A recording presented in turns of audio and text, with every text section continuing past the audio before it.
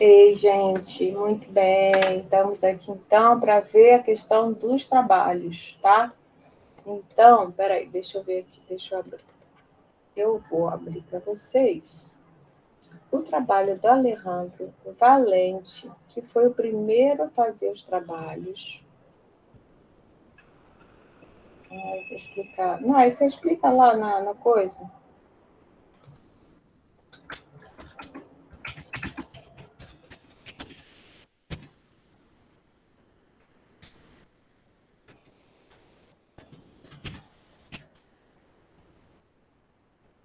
Obrigada, gente.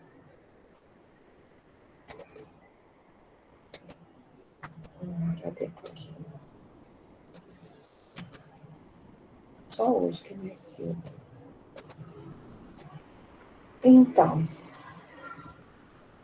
Então, primeiro, quero agradecer ao Alejandro, tá? Primeiro porque ele foi valente, quis logo aceitar o desafio de tentar.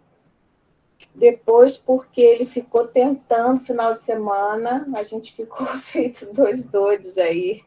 Ele escrevendo e eu corrigindo, entrei na onda dele. Porque eu fico animada com o aluno que trabalha, entendeu? Realmente fico contente.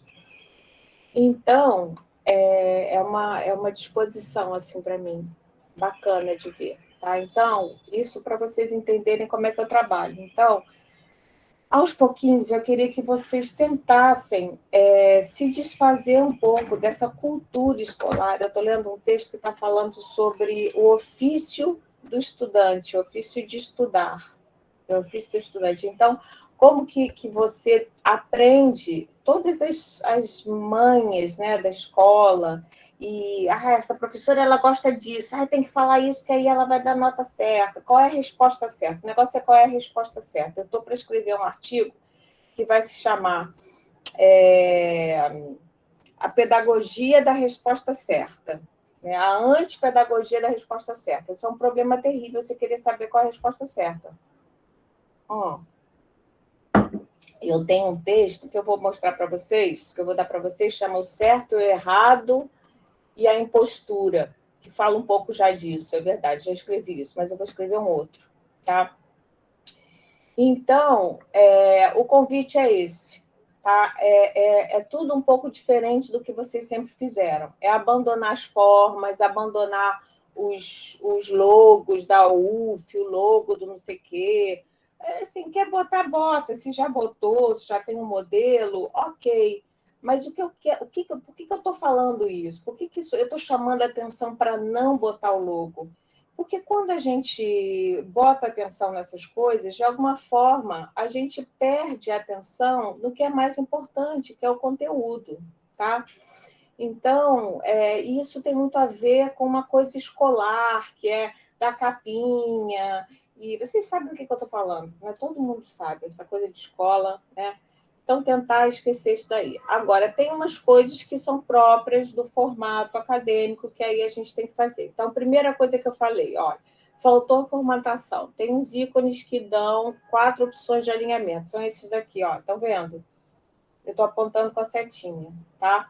Aqui, alinhamento todo à esquerda, centralizado, alinhamento à direita e justificado. Não me perguntem por que chama justificar, mas chama, tá? Ctrl J também justifica. Distribuir o texto uniformemente entre as margens. Quem descobrir por que chama justificado, olha só, ainda diz assim, o texto justificado proporciona bordas limpas e nítidas ao documento, criando uma aparência mais elegante. Espero que eles... O alinhamento à esquerda costuma ser usado para o texto do corpo e facilita a leitura do documento. Quem diria, né? Alinhar o conteúdo com a margem Justificado esquerda. deve ser alguma coisa de justo, né? Ficar certinha, assim. Deve ser alguma Boa, coisa boa. nessa ideia. Deve Faz ser disso. sentido, faz sentido. É esquisito, né? Justificado. Então, mas já Aham. aprenderam, tá? Então, isso aqui parece uma bobagem, mas eu vou dizer uma coisa para vocês: isso faz parte da cultura acadêmica E eu vou comentar um segredo para vocês, uma fofoca. Vocês sabiam que nós, professores, comentamos isso dos trabalhos? É comum os professores falarem, ai, gente, quando eu vejo aqueles trabalhos, nem a formatação é justificada, com as letras estranhíssimas, sabe? Então, outra coisa, a letra padrão pode ser Arial, tá? Outra muito usada é Times New Roman. Agora, não fiquem inventando moda de usar outras letras, Special Elite, Cambria, Calibri, não rola. Tá, beleza, pode sim, tá? Então, isso é importante também, parece que não, mas isso confere, agrega valor simbólico ao seu texto. Tá? Como a gente está aprendendo em antropologia, tudo é permeado pela cultura. E o trabalho acadêmico também. Né? Então, só pela forma, você já ganhou um pouco de legitimidade simbólica do leitor. Ele já vai ver que você é alguém que está familiarizado com as regras, que são arbitrárias, como a gente viu na aula de antropologia, mas que significa que você pertence àquele grupo. É isso que vocês querem passar. E ajuda muito a gente. Outra coisa que eu não fiz aqui, que a gente pode fazer nesse texto, é fazer o espaçamento, a gente seleciona tudo. Acho que vocês devem conhecer isso aqui, né? Esse segredinho é fantástico, tá? Seleciona tudo e parágrafo, alinhamento, olha, 1,5. Olha só como o texto já respira, já fica outra coisa de ler, de escrever, de encontrar erro, sabe? Fica muito melhor, tá? Aí, o que aconteceu? No primeiro texto dele, isso aqui já é 1.2, teve primeiro 1. Ah, sim, outra coisa, gente. Eu gostaria de pedir para vocês, que já me ajuda bastante, atentar para essa classificaçãozinha aqui. O que eu faço? Nayan, se puder ajudar o pessoal a botar uma regrinha em algum lugar. Ah, a gente podia fazer uma listinha dessas regras, Nayan, ia ser lindo. Você faz isso, Nayan? Faz essas coisinhas assim. Aí, o que acontece? Faço sim, professora, pode deixar. Eu faço assim, olha, Alejandro, tá? Isso aqui eu vou apagar depois, tá? Alejandro, a disciplina... porque eu estou aqui. Alejandro, a disciplina POEB, tá? Primeira tentativa. Aí ele manda para mim isso. Aí eu devolvo para ele. Aí ele me manda uma segunda versão. Ele vai mandar uma segunda versão assim. É a segunda versão da primeira atividade dele. Não interessa se é o ponto 2, o ponto 3, o ponto 4, entendeu? É o primeiro trabalho dele. Porque, ao final, a pessoa pode ter 10, mas tem que ter, no mínimo, 3. Então, isso me ajuda, porque eu tenho 2 turmas, né? Então, dá uma confusão danada. E vocês têm uns que são de POEB, outros... Então, se vocês puderem fazer isso aqui para mim, já salvar com essa ordem, eu agradeço demais. Aí ele vem, aí depois ele teve o 3, ele fez outro, entendeu? Acho que já está no 4, não está, Alejandro? Aham, sim, tô no 4 já. Está no 4. E tranquilo, com alegria, a gente está curtindo aqui. Então, olha só, o que aconteceu no primeiro parágrafo dele? Isso aqui que eu fiz essa observação é muito bom para todo mundo. E a Nai pode fazer isso, vale para você também, Nai, vale para todo mundo isso. A pergunta, primeira coisa, número 1, atentar à pergunta: quais são as principais medidas previstas no manifesto para a construção de um sistema nacional de educação, aí tem 2 paras, está um pouco mal construída, mas tudo bem, para garantir uma educação, e a gente poderia, para melhorar isso aqui, fui eu que escrevi, já estou me corrigindo, está vendo? No sentido de... quais as principais medidas previstas no manifesto para a construção de um sistema nacional de educação no sentido de garantir uma educação laica e de qualidade para todos. Repararam como ficou melhor? Ou seja, se eu própria reler todas as minhas perguntas, eu vou refazer todas elas, e vocês podem refazer também, tá? Se vocês quiserem, podem apresentar para mim o trabalho com a correção da minha pergunta, assim, bota em vermelhinho, falando, professora, acho que essa formulação está melhor. Agradeço, é bom a gente fazer isso, tá? Quero que vocês fiquem com mania de corrigir texto. Então, a gente tem que evitar as repetições. Olha só, quando eu leio essa pergunta, eu tenho que refletir sobre ela, a primeira coisa, tá?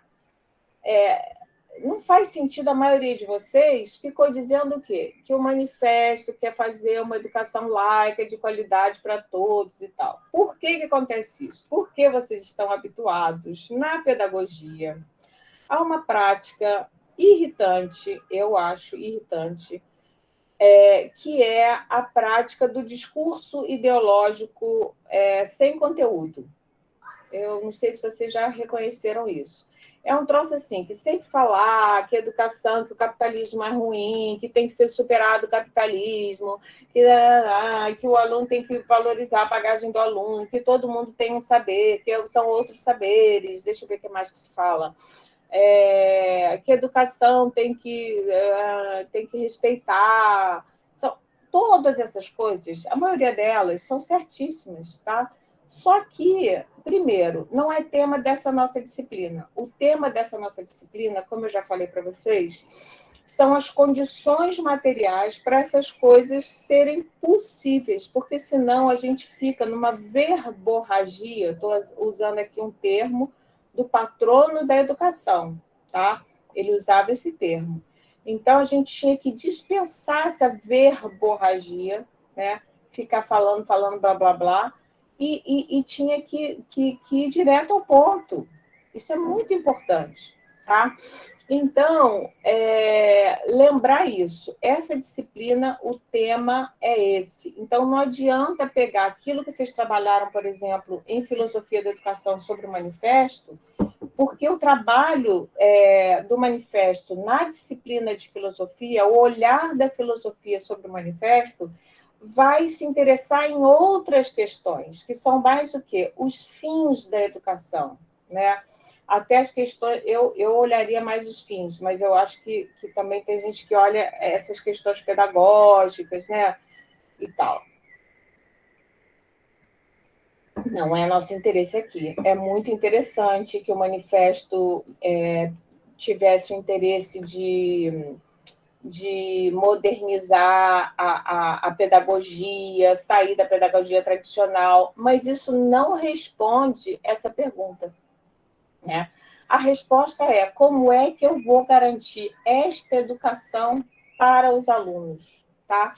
E vocês deveriam ter atentado para uma questão aqui, olha, para um sistema nacional de educação. Isso daqui está no nosso vocabulário básico, naquelas ferramentas conceituais, aquele, sei lá como é que eu chamei, da primeira aula.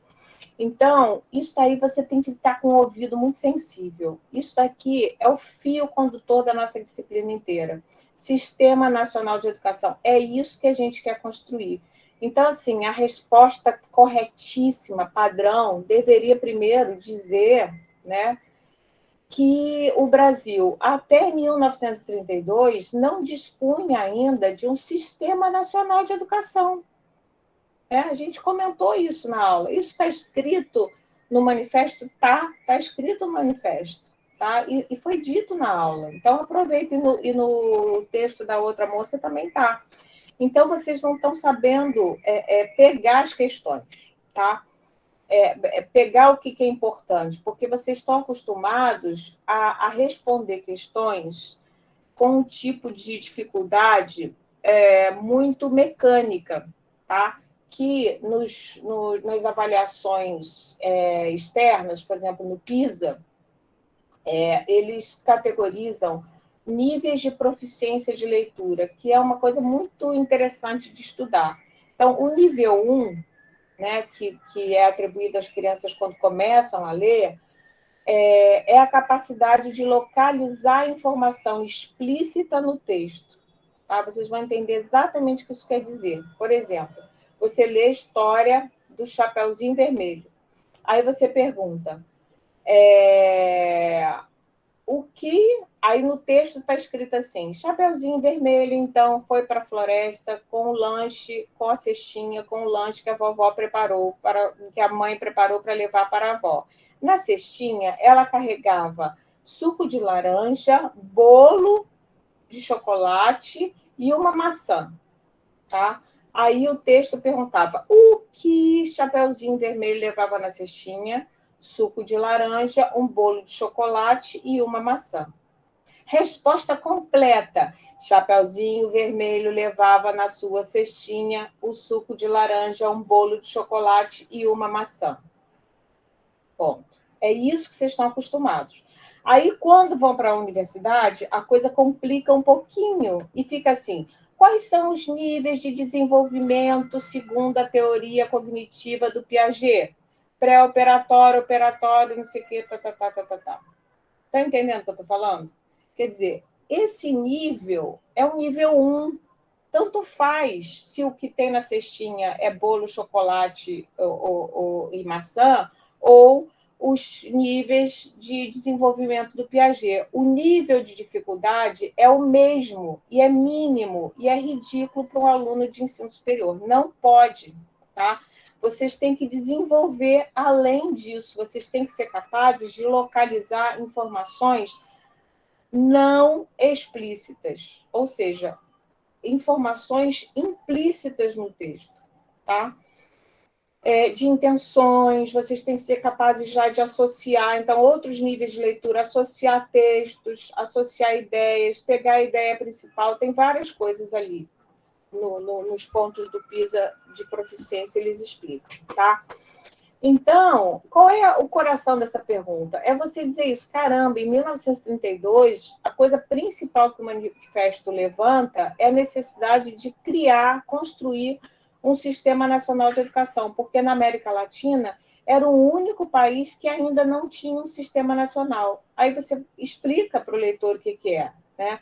Explica que no Brasil o que havia eram sistemas de educação das unidades federativas. Unidades federativas está lá no vocabulário básico. Vamos começar a usar essas ferramentas, tá? Começar a experimentar usar, né? Para ver se funciona, para ver se a hipótese está certa sobre ela, para a professora poder corrigir, tá? Então, se expor mesmo, né? Tentar, entendeu? Tipo assim, você começou a andar de bicicleta, vamos logo tentar descer ladeira, tentar fazer manobra para ver se vai conseguindo aumentar os graus de dificuldade, tá? Então, o que eles começam dizendo? Primeira coisa, né, é que, bom, então vamos lá. Então a pergunta é sobre isso. O que é que eles queriam formar?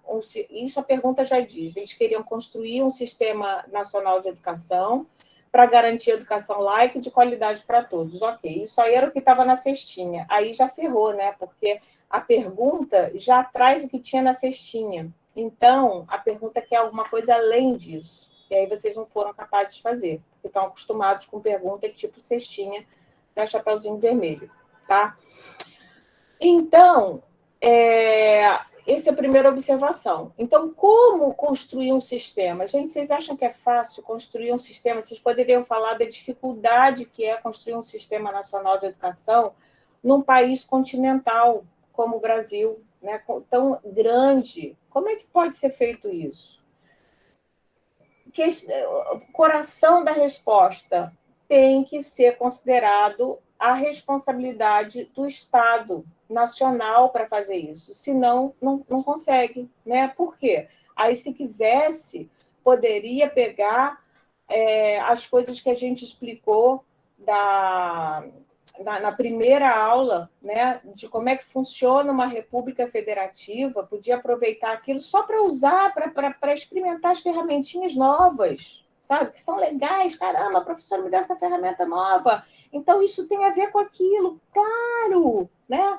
Porque o que acontecia? Cada ente federativo, autonomamente se valendo de um atributo constitucional da própria República, a República prevê isso, né, que os entes federativos têm autonomia, cada ente federativo tinha autonomamente o seu sistema de educação, que eram diferentes uns dos outros, ou seja, uma loucura completa, tá? Professora, eu Fala. falei sobre a educação do sistema capitalista, para entrar nisso, e falei também sobre a religião. Sim. Quando comandava mais ou menos a educação, né? Sim. Que usava isso como manipulação de massas. Tá certo? Tá. Acho que sim. Eu vou ver direitinho. Eu não sei se eu já não tinha corrigido o seu, não. Você corrigiu o meu de antropologia. Ah, tá. Não corrigi ainda. Eu vou ver depois, tá? Mas, enfim, tudo bem. Então, o que acontece? Você pega a questão, tá? Você pega uma questão do Enem, você não vai deixando. A escrita, ela não cresce por si só, entendeu? Você tem que primeiro ter um plano do que eu vou fazer. Aí tem a questão do parágrafo, tá? Isso aí é outra questão de paragrafação, que depois eu posso dar para vocês um textinho que eu escrevi há muitos anos atrás, que eu vou ver se eu acho, e que fala como é que é, mas só para ter uma ideia geral. Os parágrafos, pensem em divisão, o nome disso se chama paragrafação, tá? Como é que a gente usa parágrafo? Muitos de vocês não fazem parágrafo, fazem um texto contínuo sem parágrafo. Ou então colocam parágrafos a cada frase, assim, sem muita lógica, tá? Como é que a gente faz parágrafo? O parágrafo tem uma relação com, imagine uma escola de samba. Todo mundo aqui conhece escola de samba, né? Então, a escola de samba, ela tem as alas, não tem? Tem a primeira ala, a ala de abertura. Gente, a ala de abertura tem que ser um negócio espetacular, tá? Então, por exemplo, se a escola de samba fala sobre... Vamos ver sobre alguma coisa aí. Sobre os pioneiros da educação, vamos imaginar, tá? A primeira ala tem que chamar atenção do que é o manifesto, tá? O que é um manifesto, da onde que ele surgiu. A primeira tem que situar, né? Então, aqui, olha, seguindo a ideia que eu te dei da função do parágrafo de abertura de um texto, espera-se que o autor introduza o tema. Isso vocês aprenderam no ensino médio, deveriam ter aprendido. Aqui você já vai dizendo o que o manifesto apresenta, sem dizer o que é o manifesto. Seria interessante situar, ao menos brevemente, em que contexto histórico e político foi produzido este documento e com quais objetivos. Tá? Porque ele começa: o Manifesto dos Pioneiros nos apresenta diversas propostas de mudança para a educação brasileira. Os idealizadores dessa nova educação, que viriam a ser chamados pioneiros da educação, defendiam diversas ideias. Dentre elas estão presentes a criação de uma escola laica, e a construção de um amplo e abrangente sistema de educação pública. Eu falei, oba, melhorou, tá? Mas, mesmo assim, entrou assim, muito sem preliminares, entendeu? É tipo aquele negócio nos carinhos, no sexo. Não pode entrar assim, sabe, com língua na orelha, desculpem. Mas não dá. Tem que chegar com talco, preparar o leitor para ser introduzido naquele clima da questão. Então, você fazer assim, um pouquinho de jogo de sedução, não entrar direto lá e tal, não, sem enrolar, né? Mas fazer uma preliminar, essa ideia, né? E tem que ser um parágrafo, o ideal em termos de estilo é que seja um parágrafo que já anuncie o que você vai fazer depois, né? E coloque uma questão para despertar, né? Poderia começar assim, por exemplo, em plenos anos 30, ainda não tínhamos um Sistema Nacional de Educação, né? E o manifesto, exemplo do manifesto dos modernistas, levantava uma série de bandeiras, tal. Outra coisa que ninguém fez, que foi uma ideia que eu dei para vocês na aula, que é muito importante. O manifesto ele foi escrito com um propósito dentro de um contexto. Não foi só o contexto com certeza, o contexto do fim da política café com leite, né, da entrada do Getúlio Vargas, da construção de, por exemplo, aí tem gente que fala assim, Não, porque os pioneiros defendiam uma escola que não fosse assim, capitalista. Não, ao contrário, os pioneiros defendem um país capitalista. O Brasil era pré-capitalista antes disso. Isso é que vocês têm que entender, entendeu? Na verdade, assim, o capitalismo, quem está fora do capitalismo hoje está em maus lençóis, né? É claro que a gente gostaria, sei lá, eu me vejo mais social-democrata ultimamente, né? Aliás, tem um texto, depois eu vou dar para vocês um trechinho, me lembrem isso, eu vou escrever aqui, desculpa, eu vou falando um monte de coisa ao mesmo tempo, do Antônio Cândido, que eu li, achei tão bonito, ele falando o que é. Eu vou dizer para vocês rapidamente. Ele fala o seguinte, que o capitalismo ele surge junto com o socialismo. Né? Como assim? Porque quando o capitalismo surge com a Revolução Industrial, né, surge também, muda o modo de produção, não é isso? E surge a exploração terrível do trabalho. Né? As pessoas trabalhavam horas sem descanso, dormiam debaixo das máquinas, eram acordados com chicote, era uma coisa louca, completamente louca. Tá? Então, o socialismo é o quê? São todas essas lutas que os trabalhadores começaram a fazer por conta dessa exploração, né? Que garantiu para a gente o quê? As horas semanais de descanso, as férias, o 13º, todas essa colcha de proteção que a gente chama de estado de bem-estar social, que no Brasil parece que a gente ficou só com o capitalismo e não ficou com esse outro lado, né? A gente ainda está construindo, infelizmente, né? Vieram juntos e esse outro lado foi conquistado com muito esforço, tá? Então, nessa época no Brasil, a gente não tinha nenhuma coisa nem outra, né? Então, a gente queria um capitalismo e, ao mesmo tempo, um capitalismo que não fosse tão maléfico para os trabalhadores. A gente estava já entrando no capitalismo de uma maneira sem essas garantias, tá? E a educação era necessária por causa disso, né? Por quê? Por que era necessária uma educação? Então, essa ideia assim, o manifesto queria fazer com que as pessoas aproveitassem suas aptidões, uma coisa assim muito ideológica, muito... Não, o manifesto pensava uma educação de massa para sustentar, quando eu digo de massa, não estou falando de uma forma negativa, não, tá? Mas para sustentar o Estado moderno, né? Para sair da Idade Média. A gente vivia na Idade Média, entende? Então, precisava escolarizar as pessoas todas para instaurar o modelo moderno. Isso aí, talvez vocês tenham visto isso em filosofia, né? Porque tem uma pegada filosófica aí. Então, essa coisa que o Durkheim ensinou a gente, né? Na sociologia, talvez, a gente veja isso, né? Como que, dependendo do tipo de... O Durkheim dá o exemplo dos romanos, né? Então, em Roma, na Itália, no Império Romano, você tem, antes do Estado-nação, né? Você tem uma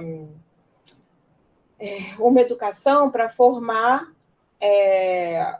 a elite e para formar um exército, né? Porque era uma nação imperial, guerreira, que estava ampliando as suas fronteiras. Então, a educação era voltada para a guerra, porque era o espírito dessa nação, que não era uma nação ainda, né? Era um império. Então, tudo isso dá para a gente botar no primeiro parágrafo, tá? Muito bem. Outra coisa que me chamou a atenção, que eu acho que vale a pena botar aí na listinha, Nai.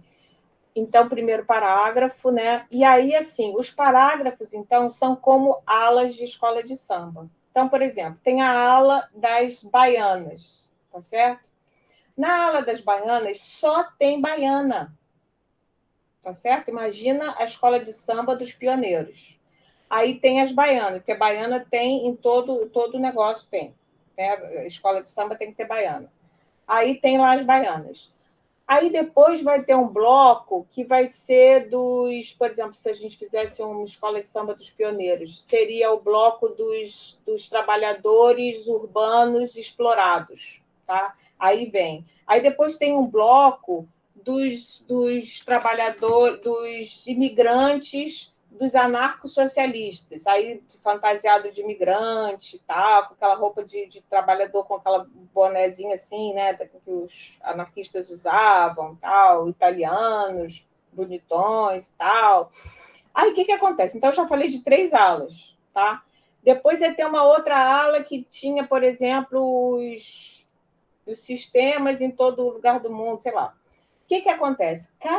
Cada aula tem um tema, e aí não pode acontecer uma coisa que é muito comum na escrita, na redação, que é assim, você está falando dos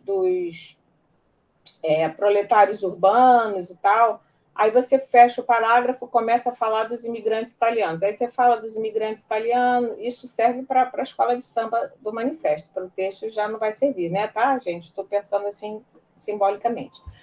Aí daqui a pouco você esqueceu de uma baiana, que você não falou ainda, mas você já está falando dos imigrantes. Aí você bota a baiana no meio. Não pode, entendeu? Baiana com baiana. Está entendendo isso? Cada parágrafo esgota um tema e só pode ter aquele tema no parágrafo.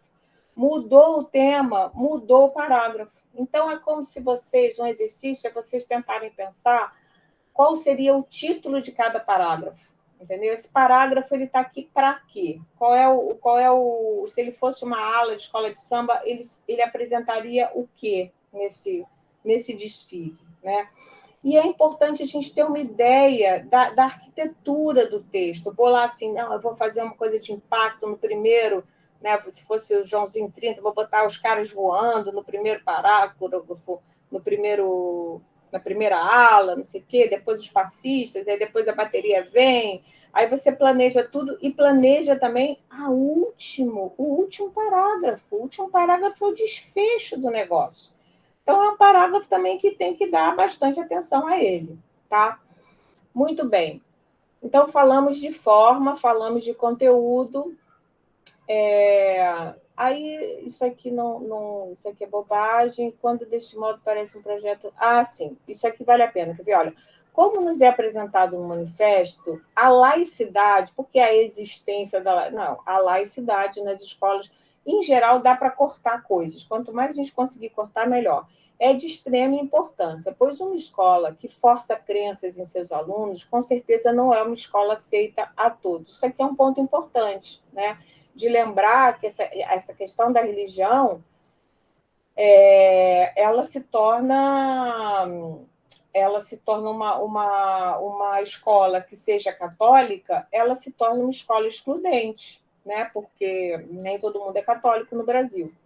O principal interesse dos pioneiros em seu manifesto é a criação de uma escola para todos, que ensine a todos, que aceite a todos. Aí já começou no discurso pedagogês, de modo que as crenças, gênero e a classe social não importam, pois a educação nova deve ser abrangente, respeitando cada indivíduo. Aí já começou assim no negócio aqui que eu botei aqui. Nem está tanto não, tá? Nem está tanto não, mas estava começando a despencar para esse lado. Falando desse modo, parece um projeto meramente humanista, idealista, quando, na verdade, trata-se de um projeto de modernização do país como nação. O objetivo era que a escola fosse o motor da passagem do país de um modo de produção tradicional, rural, agrícola, né, para o modo de produção capitalista, moderno, urbano. Isso daí que é o coração da resposta. Isso aqui são frases assim, um pouco blá, blá, blá, blá, blá. Fala. Tipo assim, meio que do jeito que dá para entender, de laicidade, escola para todos, é uma parada muito tem um fundo de nobreza, assim, né? Tudo que não é bem esse discurso, que é o discurso... Não, tem nobreza, sim, tá? Não, sim, mas eu digo que mas desse modo... é menos, com certeza, é mais na real. Eu acho que mais a questão não é nem essa, eu acho que a questão é que existe um discurso, uma cultura, que a gente poderia chamar assim, na pedagogia, que é uma cultura da coisa ideológica, entendeu? O que é ideologia? Nossa... Ideologia, para Marx, ideologia tem um livro aqui na estante que é só sobre ideologia. Então, ideologia para vários autores, mas uma concepção bastante aceita é a de Marx, tá?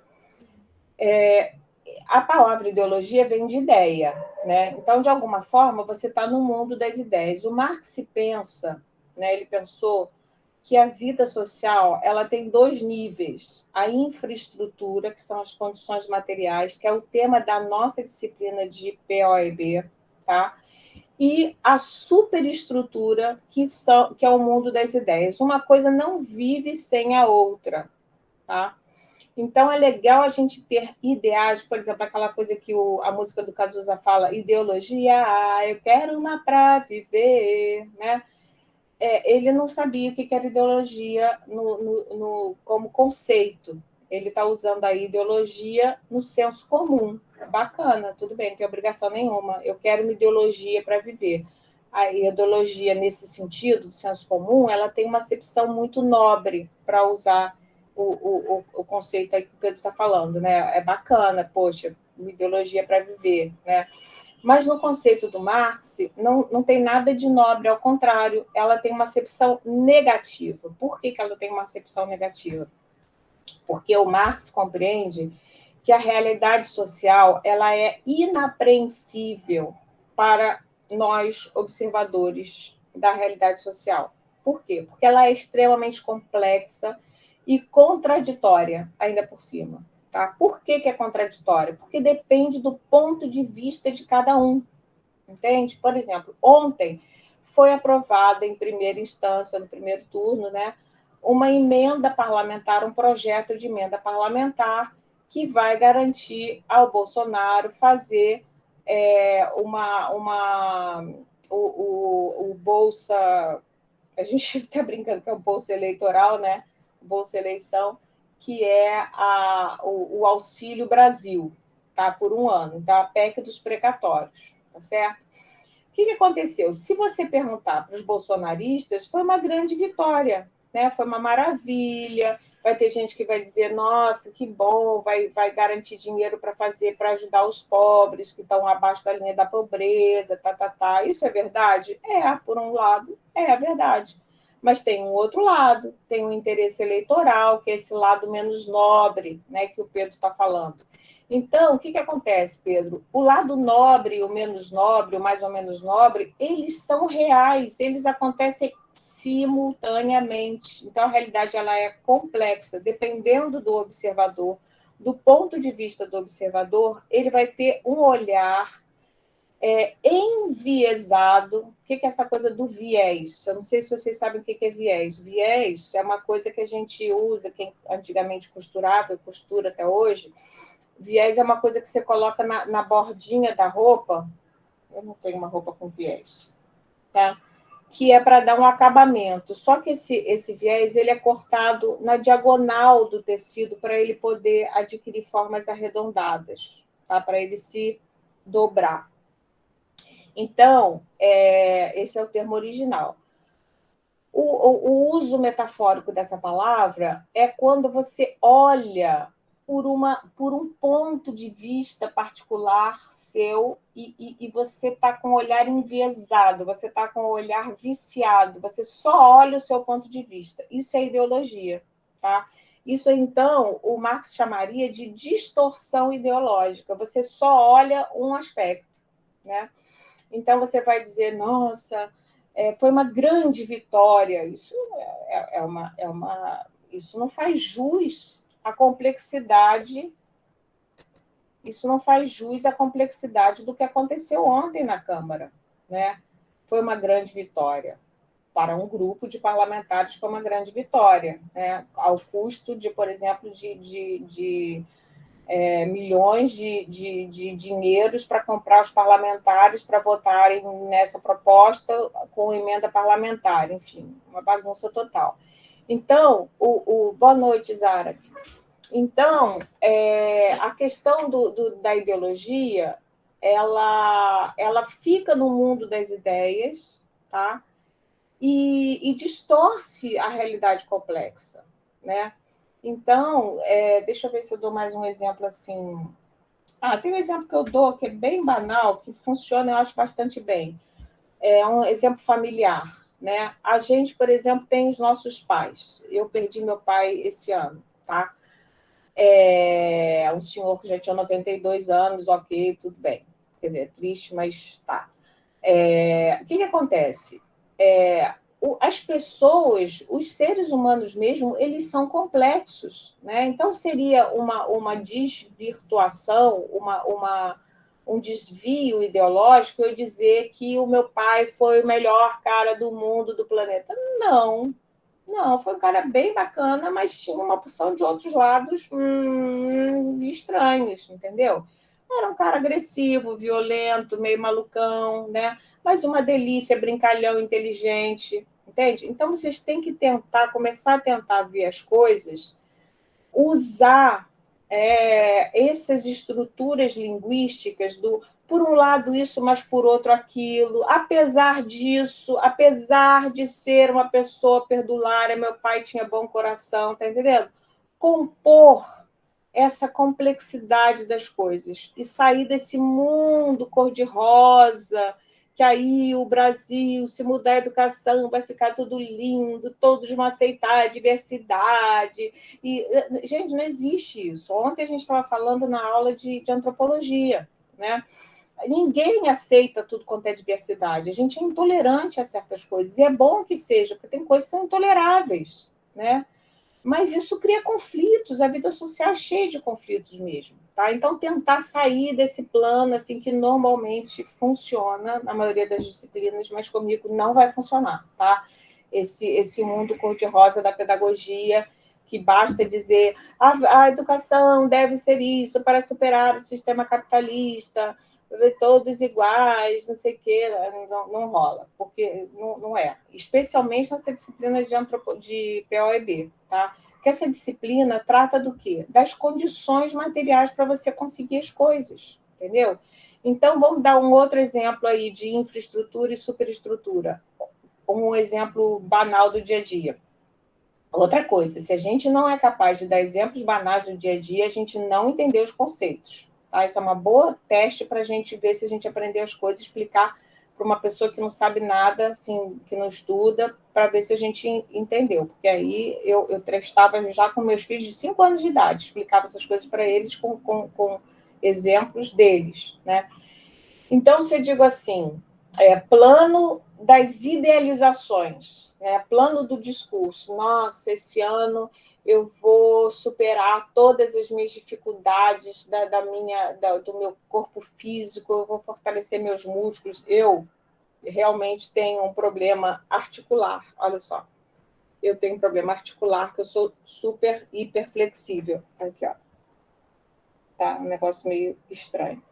Então, eu tenho que fazer exercícios diariamente. Eu detesto fazer exercícios, tá? Aí eu tenho uns halterezinhos, eu teria que fazer todo dia, tá? Aí, digamos, eu falo assim, ideologicamente, não, esse ano eu vou fortalecer, porque todos os dias eu vou fazer exercício, e aí é só fazer isso, que eu vou ser uma super mulher incrível, nunca mais vou cair, nunca mais vou torcer nenhuma, não vou machucar minhas articulações. Lindo isso, mas isso é pura ideologia, tá? Para isso se tornar real, eu preciso construir um plano, tá? Para saber de onde vão vir os recursos materiais, tá? Para isso se concretizar. Numa vida passada, que a gente tem vidas passadas quando a gente fica velho, a gente tem outras vidas passadas. Eu fui astróloga, tá? E eu descobri, fazendo o mapa astral do Marx, que ele era taurino. É muito legal isso. O que o touro faz? O touro, se tem algum taurino aí, o touro é o tipo da pessoa que, assim, o pisciano fala, ai, gente, vamos fazer uma viagem incrível para o centro-oeste do Brasil, tem umas cachoeiras maravilhosas e tal. Aí o taurino fala, beleza, mas a gente vai de quê? Vai de carro? Tem dinheiro? Entendeu? Aí o pisciano, gente, sei lá, vamos lá, a gente, sei lá, de repente a gente não tem dinheiro não, mas a gente pode pegar carona. Aí o Taurino, não, gente, não vai rolar não. Não vai, é longe pra caramba, é perigoso, entendeu? A gente precisa, vamos fazer o seguinte, vamos começar a fazer uma vaquinha desde já, porque a gente já viu. Não, tá, depois você vê, tá gravado, Jennifer. Entenderam o que que é? Então, aqui é o cair na real, sabe? Assim, se eu quero, por exemplo, educação inclusiva, gente, educação inclusiva é tudo de bom, mas no sistema que a gente tem é impossível, é ridículo, não rola, entendeu? Tem mais problema. Eu acho que do jeito que é hoje, talvez eu até achasse melhor ter escola especial. Estou falando sério, do que botar crianças com necessidades especiais sem a menor condição de ser atendida por uma professora que não tem Professora, preparo. cuidado que já deu treta aí que eu falei que surdos deveriam ter uma escola para eles, hein? Cuidado que já brigaram comigo aí por causa disso. Não, mas assim, eu acho que é uma questão de condições materiais. Eu acho maravilhoso que todos sejam incluídos. Mas para isso acontecer, o que a gente tem que garantir? A gente tem que garantir estrutura. Então, não adianta eu dizer que eu vou fazer exercício todo dia se eu odeio fazer exercício todo dia. Eu tenho que descobrir um exercício que eu gosto de fazer. Eu descobri agora a natação. Com natação já fica mais fácil. Mas eu fico aqui nesse ambiente, desse escritório, eu fico aqui, é viciante. Aí eu leio, aí eu escrevo, aí não sei o quê, não nada. Então, eu tenho que fazer. Agora, eu fiz uma coisa que eu contratei uma pessoa que vem na minha casa uma vez por semana. E eu me sinto completamente...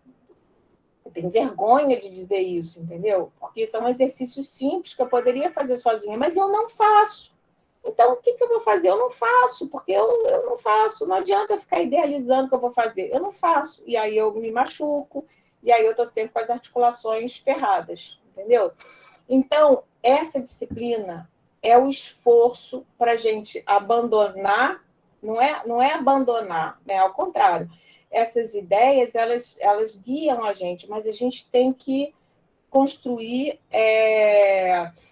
tem que pensar em como realizar isso. Tá? Então, uma coisa importantíssima é estrutura física, dinheiro para garantir um sistema nacional de educação, leis para garantir um sistema nacional de educação. Se não tem um arcabouço legal, entendeu? Se não tem uma lei de diretriz e base para a educação, como é que eu vou formar um sistema nacional de educação?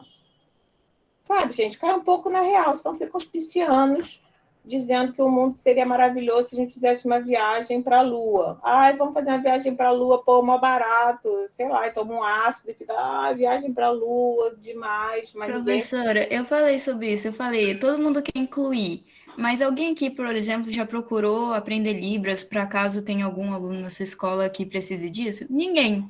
Então você vai incluir como? Mas vocês não têm aula de Libras? A gente tem, semestre que vem. Mas eu tô falando, tipo assim, no ensino médio. Alguém já procurou saber disso? Não, mas queria que o aluno surdo estivesse lá. Mas aí o aluno vai para lá e aí fica com aquela defasagem. Você é taurina, Sarina? Não, eu sou canceriana. Ah, eu também. Desculpa, sem contar também que eu já vi nas escolas assim, públicas, minha ex-namorada dava aula para esse segmento de 1 à 4ª série, que é a 5ª série, e as crianças vão, mas não tem apoio, tá entendendo? Tem uma professora para cuidar como é que... Exatamente, Sara, que adianta incluir, você vai ficar defasado para ele. Então, olha, então vocês já entenderam o que eu estou falando. Pronto, depois a gente faz assim.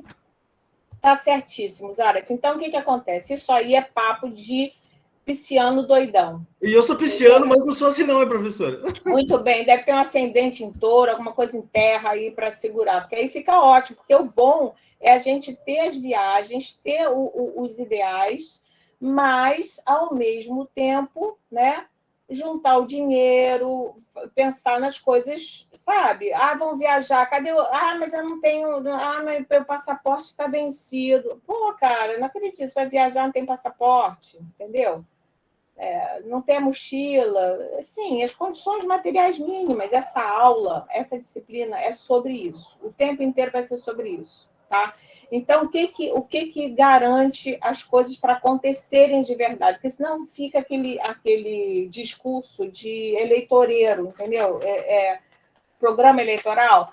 Vamos melhorar a educação, vamos acabar, incluir todo mundo, vamos acabar com o analfabetismo, vamos acabar... Gente, isso é mole de dizer, mas como? Quem vai pagar a conta? Quem paga a conta? Entendeu? Isso que a gente tem que ter um planejamento, etapas para as coisas acontecerem, né? Enfim, então isso aí é muito importante da gente pensar, tá? Isso é a questão da nossa disciplina. Outra coisa importante, acho que isso aqui eu já falei, a questão de conteúdo. Citação, tá? Assim, o corpo da a letra, escolham Arial, pode ser, tá? O ideal é uma letra Times, é a mais comum, tá? O ideal é que o corpo do texto seja 12, tá? E a citação 11, por exemplo. Aí isso vai variar de revista para revista, sabe? Isso que eu estou falando não é o certo absoluto, não existe um certo absoluto. Dependendo do lugar que você vai publicar, vai mudar. Mas o que não muda? O que não muda é o seguinte, quando você tem uma citação, olha que boa, você entendeu a ideia do Jalá, tá? Ele fez um negócio legal aqui, vamos aproveitar para ler então, para entender. Mas aqui de forma, quando a gente faz uma citação maior do que 3 linhas, tá? Você tem que fazer o recuo e aí você não usa as aspas, tá? Por quê? Porque você já destacou que esse texto não é seu. E você já botou aqui quem é o autor, tá certo? Então, aprenderam isso? E, normalmente, você faz um recuo, aí não me pergunte quantos centímetros aqui, que eu não sei, eu normalmente chuto, mais ou menos, assim. Eu acho que são 4 centímetros. Eu acho que não. Nos meus textos acadêmicos, em geral, não é tanto assim, não. Mas não sei, não interessa muito, tá? Mas o interessa é que você veja que está recuado e que tenha pelo menos um pontinho a menos da outra letra, para ficar diferente. Se o texto for de até 3 linhas, tá? Ele pode estar dentro do texto, só que aí vai ter que ter aspas, tá? E vai ter que ter essa mesma coisinha aqui. Aí o que aconteceu? Algumas pessoas puseram manifesto aqui. O autor não é manifesto. Agora, tem algumas... Pode ser que eu tenha escrito errado, eu não sei, tá? Pode ser que eu tenha errado. Mas o que é importante? É a gente manter uma lógica. Para que serve isso daqui? Para eu achar aqui no final. Se eu coloquei Azevedo, Fernando e seus companheiros, né, e os outros aqui, então eu tenho que ter uma coerência entre o que está aqui e o que está lá. Porque a ideia, isso aqui, não é uma frescura. Isso aqui é para o leitor, tá? Saber qual é o texto original. Como é que ele sabe? Qual é o indexador? É o nome, que é o sobrenome do autor, tá? E o ano, porque às vezes pode ter mais de um livro do mesmo autor, poderia ter, só que seria um outro ano. Se tiver 2 livros do mesmo autor no mesmo ano, sabe o que a gente tem que fazer? Tem que fazer assim, ó. A e B. Aí lá embaixo você coloca A e B para saber de quem que você está falando, de um ou de outro, entendeu? Então, isso aí é uma coisa lógica, não é decoreba, não é coisa sem sentido. Tem um uso, né? Então, é lógico a gente usar. O que mais que eu quero falar? Eu faço meus comentários em vermelho. Quando eu coloco em amarelo, quer dizer que eu... por exemplo, aqui, o Estado não eliminará a escola privada, já disse no parágrafo anterior. Então, isso aqui é o caso de uma baiana que está na ala dos imigrantes italianos, anarco-sindicalistas, entendeu? A baiana saiu do lugar dela, volta lá para a ala das baianas, entendeu? Se já estava lá, então tira essa baiana de caça, ela é repetida, corta a baiana, tá? Aí aqui, olha, eu fiz uma sugestão, que ele fala assim, isso aqui é um bom exemplo. Em suas palavras, o manifesto carrega consigo o reconhecimento de que todo indivíduo tem aptidões biológicas e, portanto, é justo que tenha acesso à educação, sendo educado até onde permitam, aqui para não repetir, né, suas próprias capacidades. não mais importando as condições econômicas e sociais para ter acesso a uma educação de qualidade.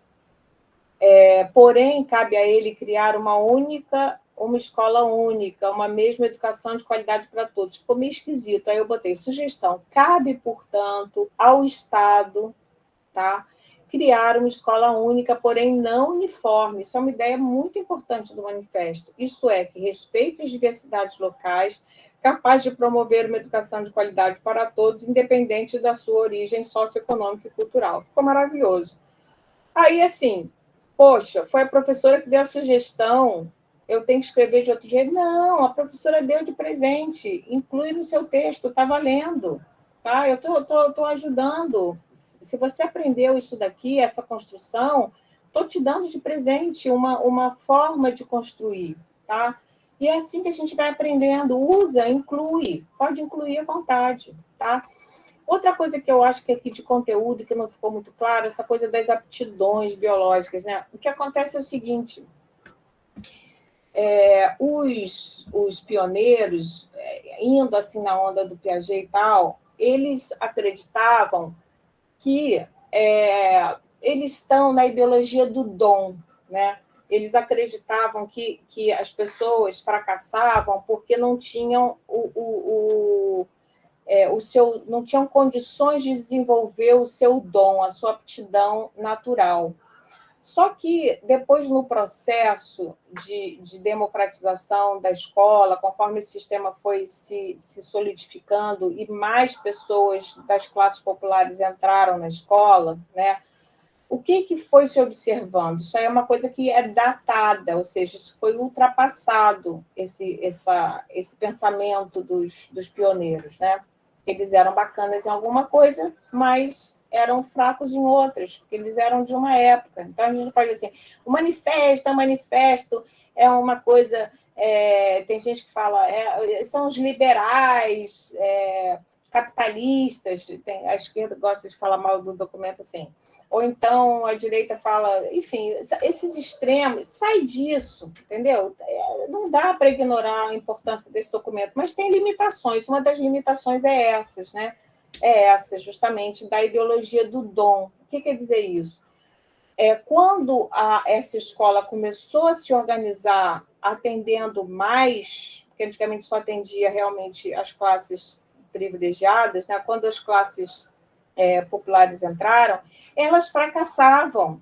E aí, pela ideologia do dom, o que aconteceria? Teriam fracassos tanto dos ricos quanto dos pobres, né? De acordo com as suas aptidões biológicas. Poderia ter um rico, filho de fazendeiro, que fosse um cara não apto para estudar. Poderia ter. Só que isso não acontecia, né? Acontecia que só os que se ferravam eram os pobres. Então, esse discurso das aptidões biológicas teve que ser revisto. Isso daí é um tema mais para a filosofia também, não é um tema para a nossa disciplina, né? Pensei que vocês tivessem visto isso. Então, aí se começou a pensar na ideologia do déficit cultural, né? Se pensou assim, bom, então é porque então culpabilizavam a criança em vez da escola, né? Ele não sabe porque ele vive num ambiente pobre culturalmente, entendeu? Até que aos pouquinhos foram descobrindo que a escola não valorizava a cultura dos pobres, né? A escola não estava feita para eles realmente, ela excluía eles. Até hoje é assim, isso é um problema que a gente tem que resolver, que atacar esse problema, né? Não diminuindo as exigências da escola, mas reconhecendo que nem todos chegam na escola com as mesmas aptidões, né? Porque não existe essa coisa do dom, na verdade. Então, isso é interessante, isso é uma descoberta que veio depois dos anos 30, tá? Então, essa coisa do recuo, já falei. Aí, olha só, outra coisa importante. Melhorou na forma, mas no conteúdo você não respondeu a questão. Quais estratégias para a criação? Como ia ser construído o Sistema Nacional de Educação? A partir de quais mecanismos? Lembre-se da primeira aula, tem a necessidade de criação de um marco legal, além do financiamento. O que os pioneiros defendiam sobre financiamento? E o capital humano para fazer uma escola de qualidade? Como se garante? tá? Então, a resposta, gente, ela precisava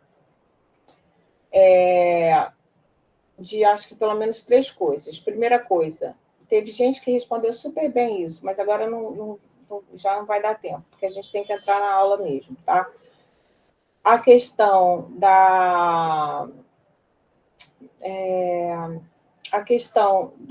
do dever do Estado, dizer que esse Sistema Nacional de Educação ele não podia ser privado.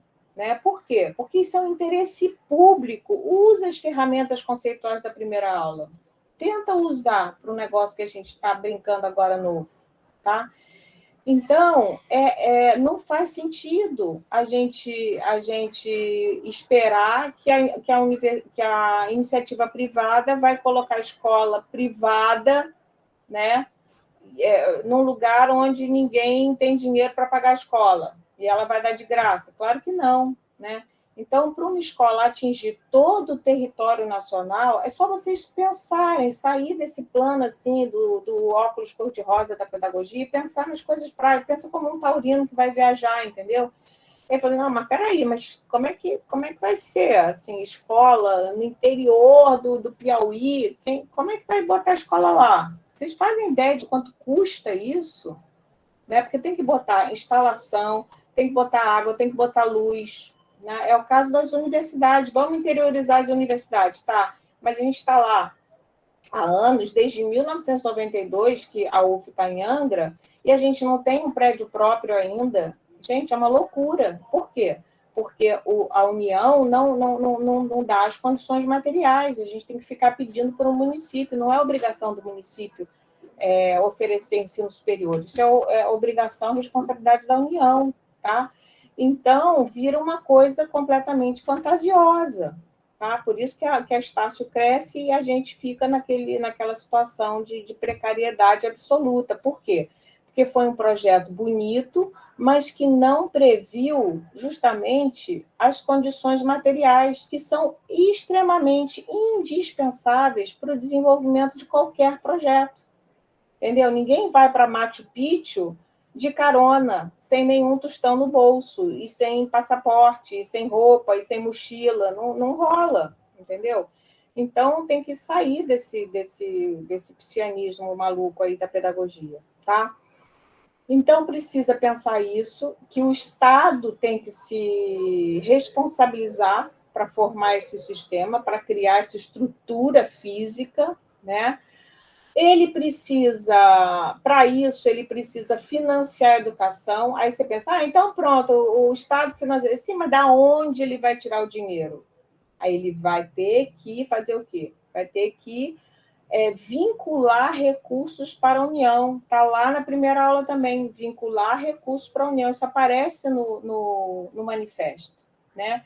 O que é vincular recursos? É pegar uma parte do dinheiro recolhido e rubricar ele para a educação. Ele é obrigatório, já nem entra, ele já sai direto para a educação, garantido, tanto por cento para a educação. Tá? Precisa disso, então já falamos o dever, isso para o Estado ser um dever do Estado, isso tem que estar na Constituição, então já tem que mudar a Constituição. Tem que dizer de onde vem dinheiro, vinculação de recursos da União e dos entes federados para a educação. Tem que criar uma LDB, uma Lei de Diretrizes e Bases, para acabar com essas reforminhas, que era o que tinha antes, uma reforminha local, uma reforma, mas nenhuma pensando o todo. Né? O que mais que a gente precisa? E outra coisa fundamental, capital humano. Quem é que faz uma escola? Não são os professores? Né? Como é que a gente pode ter? A gente pode ter o prédio, a gente pode ter água, pode ter computador, pode ter internet, pode ter o dinheiro do Estado, o Estado está lá, diz dever do Estado, educação e tudo, mas aí tem os professores super mal qualificados que ganham uma merreca. Vai rolar qualidade de educação? Não vai rolar. Então, para ter um professor bom, a gente vai precisar de algumas coisas. Primeiro, formação boa do professor. O que é que os pioneiros pensavam em relação a isso? Que os professores tinham que se formar em nível superior, porque antes a formação de professores se dava no ensino médio como um ramo do ensino técnico. A pessoa ia ser ou eletricista ou professor, entendeu? Aí ele fala, não, vamos parar com isso. O professor é uma carreira de ensino superior. O professor ele tem que ser um intelectual, tá? Então, isso. Outra coisa importantíssima, plano de carreira para esses professores. Os professores tinham que ganhar bem, independente da sua área de atuação. Isso é fundamental. Gente, se isso fosse atendido hoje, tá? Esse manifesto de 1932, entre algumas bobagens que eles falam, isso daí, se isso fosse cumprido hoje, a gente estaria com uma educação muito melhor. Estão entendendo? Então, não tenta assim, o que ela falou? A qualidade, óculos cor-de-rosa da pedagogia. Não, tá? Aí, depois, no final, você é obrigado a botar referência bibliográfica, tá? E copia o que está lá no nosso programa que você usou. No caso aqui, a gente tinha dois textos oferecidos. O Alejandro usou só um. Ok, não precisava usar os dois, tá? Usou só um, botou só um. Se fossem os dois, e se ele tivesse usado realmente o outro, citado o outro, tinha que botar os dois. Mais uma última coisinha que eu quero falar com vocês. A citação, tá? Ela precisa ter relação com o seu texto. Isso é muito importante. Vocês precisam dialogar com a citação. Esse tipo de texto que eu estou propondo a vocês é o tipo clássico do texto acadêmico. Todo o artigo acadêmico funciona assim, tá? Isso é o espírito do texto acadêmico. É o que a gente chamaria de intertextualidade, né? É o teu texto em diálogo com outros textos, porque a gente não produz conhecimento sozinho, né? A gente produz sempre conhecimento em diálogo com outros. Tudo não sai da cachola da gente. A gente precisa citar fulano. Eu estou falando aqui, já citei Marx, já citei não sei quem. É normal a gente fazer isso, né? Para vocês ainda não é normal, porque vocês não têm esse capital ainda bibliográfico, né? Vocês vão adquirindo aos poucos, tá? E por isso que eu estou sugerindo esse tipo de exercício para vocês irem experimentando isso. Mas aí, por exemplo, ele botou aqui, está no dever indeclinável de não admitir dentro do sistema escolar do Estado quaisquer classes ou escolas a que só tem acesso uma minoria por um privilégio exclusivamente econômico. Olha que citação linda que ele foi capaz de recortar, tá? Mas essa citação serve para reforçar qual ideia que ele estava tendo? Essa ideia de que a educação era para todos e que, portanto, não podia ser religiosa, tá? E aí, ou anuncia a citação que vem depois, antes, no parágrafo anterior, tá? Ou, no parágrafo seguinte, comenta a citação que acabou de ser dita, né? Comentar é o quê? Ir além dela, associar ela com outra coisa, né? Dentro do espírito da pergunta, que é isso que a gente está fazendo. Uma pergunta, ela, no nível que vocês estão, de ensino superior, ela não deve perguntar o que tem na cestinha da Chapeuzinho Vermelho só, né? A gente já está no outro nível. Então, vocês têm que associar coisas. Tá bom, gente? Outra coisa que eu queria falar para vocês. Fiquem atentos a pequenas correções de vírgulas, tá? Que eu faço simplesmente assim, ó, boto em vermelhinho. E aí, às vezes, na hora de passar limpo, a pessoa não tá ligada nas vírgulas. Tá? E depois teria que ter uma aula só de vírgula, de crase, mas depois a gente vai aos pouquinhos fazendo isso. Dúvidas, gente?